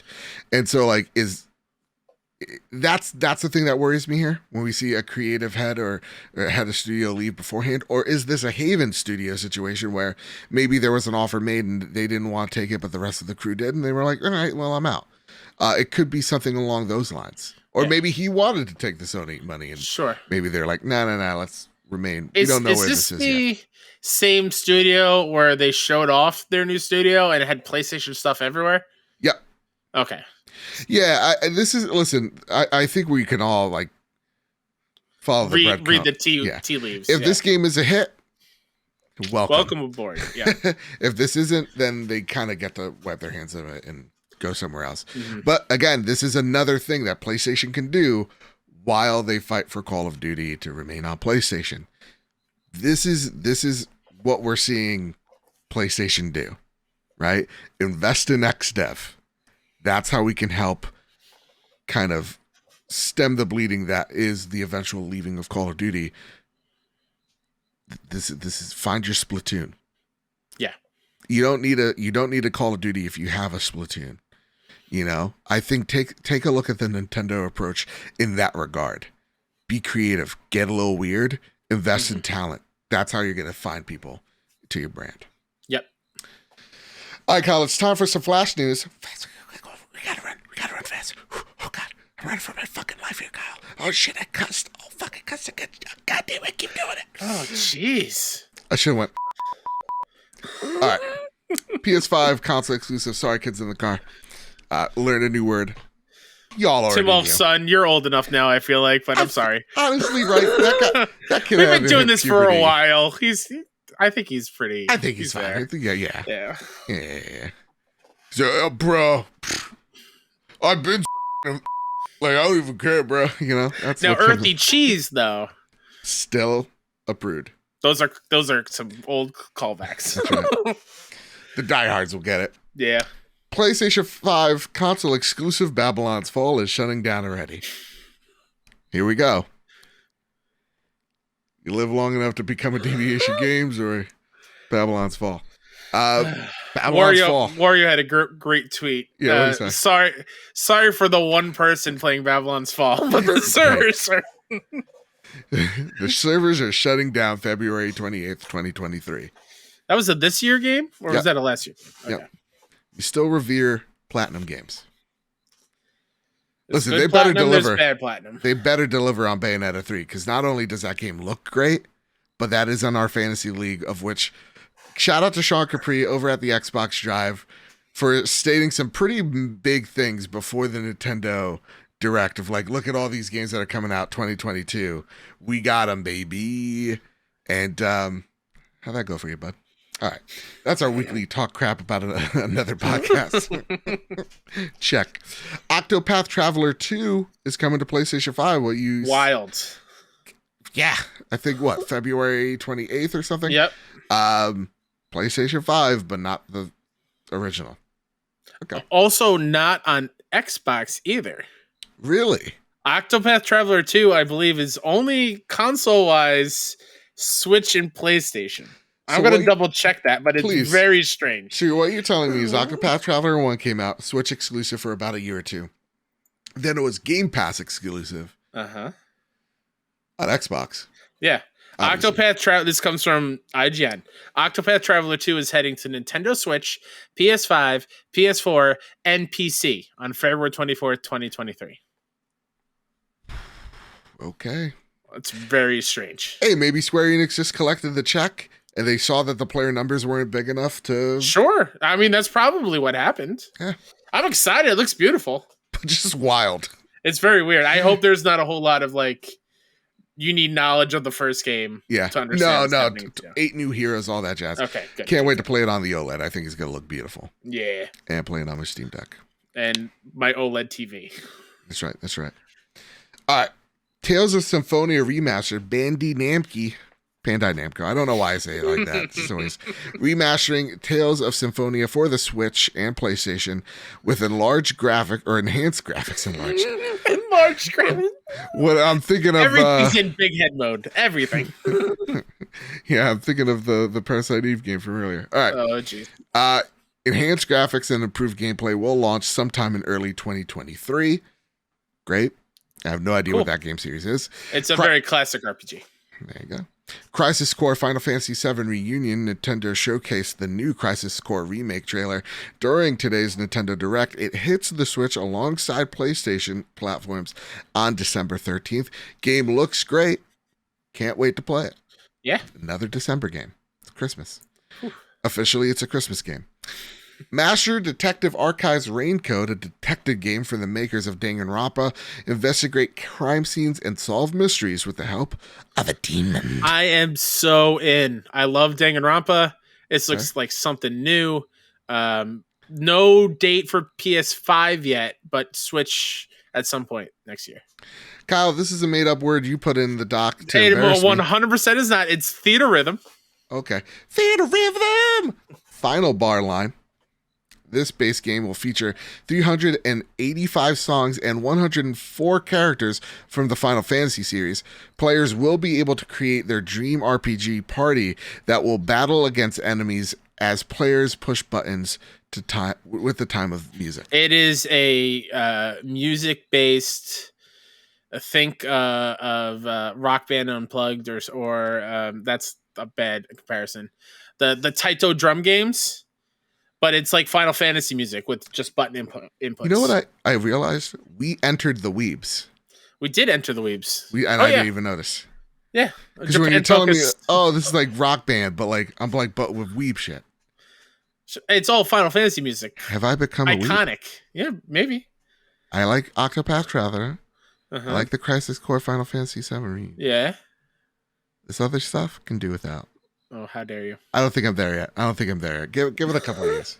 Give it a couple of years. Hey, you like that, what was it, Stellar?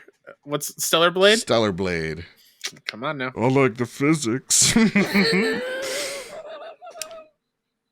Oh, no. Because I am a big fan. There are so many people unironically saying that. Yeah. And you know what? There are people unironically upset. They were like, maybe the physics is not Sure. Oh, these poor guys, you're just trying to say that to sound... Guys, I said that I would add a cloud for Final Fantasy VII, okay? You don't get it. You don't get it. It's like the Joker scene. You wouldn't understand. All right. Just touch some grass. You're going to be fine. People that are upset. All right. Chief architect of the PlayStation 5 is leaving Sony. This comes from Fortune. Kyle, have you heard this? Have you seen this? Masayu Ito, sorry. Chief architect.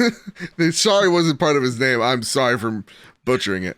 Chief architect of the PlayStation is retiring from Sony. The lead architect of the PlayStation 4 and the PlayStation 5 and PSP is ending his tenure with Sony. Masayu Ito will leave the company on October 1st after 36 years. Wow. Congratulations. Congrats. Retirement well earned. Thank you for two of my favorite consoles ever. Yeah, I think, and the best designed console. I think, PlayStation 4 right there. Fantastic. Congratulations, sir. That said, Kyle, here's the thing that I don't think a lot of people are going to realize. With him leaving, it means Sony consoles are going to look drastically different. And some things that we wouldn't think would be inside a PlayStation would be inside a PlayStation. Things that we thought would be in there won't be in there. Right. Yeah. And what I mean by that is, like, take a look at Apple for a second. Okay. Android people, relax. Relax. You got, what God you want? I don't care about Apple. They just got a battery update. Stupid. Reverse out of them. Relax. Real talk, I love that voice from you. That is my favorite voice you've ever done.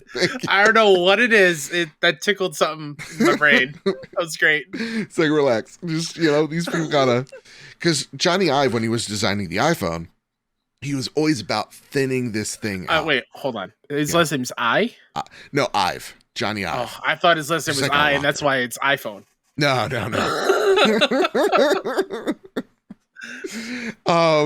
But like, that's why, iPhones were getting so much thinner.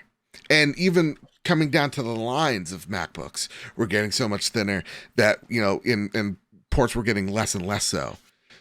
Now, with him gone, you've seen Apple has gone back to the board and added ports that should have been there since day goddamn one. The iPhone is getting bigger and beefier, and the batteries are getting better. That is because someone left and someone came to replace them. So what I say, to make a very long story short, whatever is the next iteration of PlayStation 5, PlayStation 5 Pro, PlayStation 6, 6.5, going to be very interesting to see how it deviates from this design. Maybe it loses the panels and becomes something different. Maybe it's a total from the ground up, or maybe they stick with it and roll with it. It's going to be interesting to see. Yeah. That's all. Yeah. Hey, Kyle, are you holding on to something? Yeah. Please input the code YSBVNX6RQVH9L at callofduty.com/beta redeem and have a good old time in early access open beta. I wanted one. Yeah, pre-order it. Where did you pre-order it at? Best Buy. See, I was thinking about pre-ordering it at Amazon and then just canceling the pre-order. Huh. Do you think they've wised up to it? Probably. Only one way to find out. Prepare the drop. Here are the latest steals and deals coming to the PlayStation storefront. Little Orpheus. Oh boy, what, Orpheus? Orpheus, yeah. Whoops. On PlayStation 5. Izonozu on PlayStation 5. Y'all, stop giving me words I can't pronounce. Me who wrote the notes. Voice of Cards, Beast of Burden. We're getting there. PS4. We're getting there was me talking to myself saying pronunciation. We're getting there. Windstorm, Start of a Great Friendship. Aww. Of PlayStation 4. And on September 14th, Cube 10th anniversary on PlayStation 5. Why'd you say Cube like that? Cube! Because it's all in caps. Yeah. Unexplored 2, The Wayfarer's Legacy on PlayStation 4. On September 15th. Archives Rompers on PlayStation 4. Blind Fate Ito Yami on PlayStation 5. Nailed it. Despot's Game, PS5 and PS4. Is that a sequel to Queen's Gambit? But you're like Vladimir Putin trying to get out of a sticky situation. All right.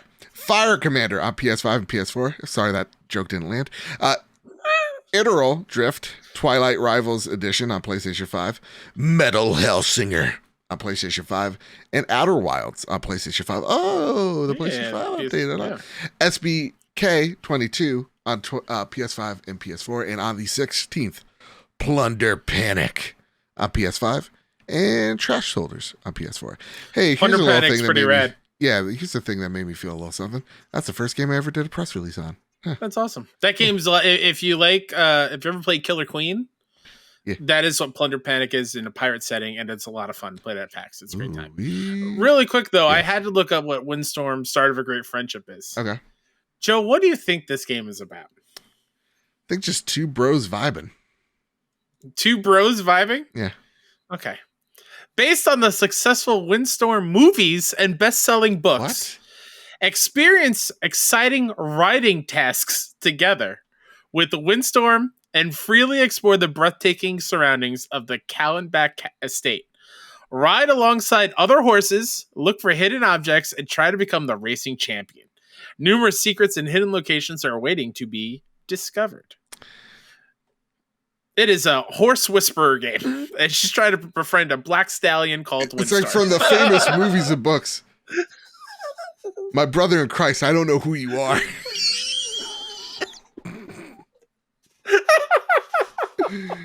You're not the Hunger Games. Man. I love adding my brother in Christ before saying something. What is this? Guys, Google images this. This is outrageous. They're just like one step below the budget of like an Animorphs. Like, this is nuts. 100%. All right. It's time for our favorite segment of the night. It's time for the Sony Pony Express. We had a lot of questions this week. We only have two of them. We have three of them. We got three questions. Sorry. Captain Logan, I already read your questions, you son of a gun. Oh, that's on me. How dare you? I forgot to take that Logan, not Kyle. Vati Tatted. Venati Tatted. Nailed it. I think it's Vontae, but it's fine. Son of a I just wanted to say for the Sony Pony Express. Yeah. First time writing. Love you guys. Oh, thank you. And thank you so much for the support in the Discord. This is literally my first time in a Discord, so it means a lot. And as a 30-year-old fuel hauler who works 60 to 70 hours a week overnight, God bless. Oh, man. Because after 12 o'clock, Joseph needs nighty-night, or I'm a cranky son of a gun. Wow. I have a limited time to play games, let alone keep up on the news. Oh, you mean game news. Get it. Store deals and any other discussions. Thanks to you guys, I feel like I'm constantly kept up in the loop while I'm out trucking. Thank you for all your hard work. Love you guys. And shiny side up, trucker slang for stay safe. No way. Love it. Oh shit, we are so cool now. P.S. to the folks on Twitter who hate on everything, can we all just like chill and remember video games and movies are supposed to bring joy and give us a break from the hatred in the real world? I know, right? Take care. Thank you so much for the kind words. Yeah, thank you so much, Fonte. And again, shout out to our Discord, who are beyond welcoming every single time someone new comes in. It is truly amazing just how nice they are to everybody in there. Yeah. Without us being like, hey, here are the rules. Like, what? They're just kind to each other and talk about things. It's great. It's great. Time. It's really beautiful. So if you're thinking about ruining it, don't. Don't do that. All right, looking at you, nasty boots. I love you. But yeah, it's seriously great. You should join us Discord. Link in the description. Yeah. So Savoy Prime wrote in. This kind of goes back to what we were talking about before. While I did enjoy the state of play, I need a showcase, and I want that E3 feeling back. I want the E3 feeling back. I don't want E3 back, though. Hot take. It's weird for me, and sorry, Joe, I forgot to also move that ahead in the doc. That's okay. That's on me. I feel like I miss calling out of work for 3 days and just consume all the video game news stuff at once. Yes. That is what I miss big time. But yeah. I miss that portion of it for sure. I just don't know. I don't have like the energy for E3 like everybody else does. I think I miss the audience, but like I don't miss like the crowds of the people. Fair. That said, if there is a live event, maybe we'll go to it next year. That'd be cool. Yeah. That said, the last question of the night, which y'all did such a great job asking us questions. We're literally last minute here because of the whole event. Famous Seamus writes in, Zelda, Tears of the Kingdom, or God of War Ragnarok. As if there was any debate. It's Ragnarok. 110%. Based solely on the trailers. Solely on the trailers. I am not taking my inexperience with Zelda into this. The God of War Ragnarok trailers today did way more for me than the Zelda trailers today. And it makes you, it's wild for me to think, because I think Legend of Zelda was the first series franchise that I fanboyed and obsessed over. Like it was my pre Bloodborne. Yeah. And with God of War, it was a series that I never got into as a kid because I was not allowed.